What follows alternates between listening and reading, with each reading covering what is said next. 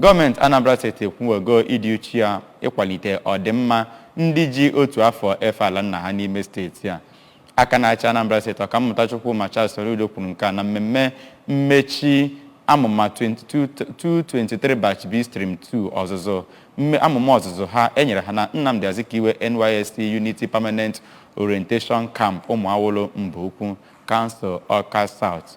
Njideka Okoye bụ onye nta aka ga-akọlugo aka n'isi. Govano Soludo nke Chief of Staff ya Honorable Ernest Ezeajoye nọchitere anya ya kọwara na ya bụ nchịkọta nke ọmụmụ ihe na kampụ ahụ gosipụtara inyefe ndị a ji otu afọ efe ala nna ha n'aka ndị ha ga-anọ na nke ha wee lụọ ọlụ ma kọwaa na Anambra Steeti nwere nnọọ amụma pụrụ iche nye ndị a ji otu afọ efe ala nna ha ma gwa ha ka ha sọpụrụ omenala nke ndị ha ga-anọ n'obodo ha wee lụọ ọlụ ma tụnyekwa oke ha ịhụ na enwere mmepe n'ebe ndị ahụ ha ga-anọ lụọ ọlụ.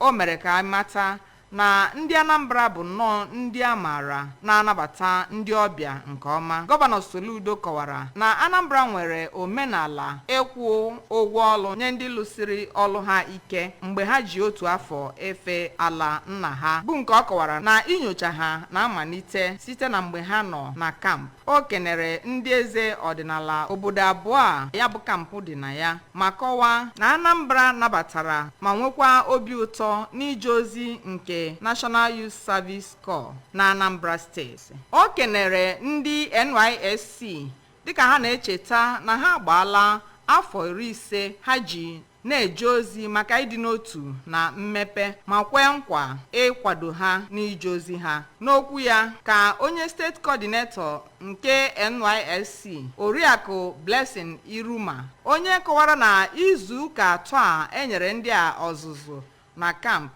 bụ nnọọ ihe pụrụ iche n'ihi na ha natara nkụzi ga-enyere ha aka n'ije ozi ha na obodo ezigara ha ma mụkwa akaọlụ dị iche iche maka mmepe. Ọ gwara ha ka ha gbasosie ike ihe ndị ahụ a kụziri ha dịka ha nọ na kampụ ma mee ka ọ pụta ìhè site n'itinye ya n'ọlụ n'ebe ezigara ha ije ozi otu afọ maka mmepe obodo ndị ahụ.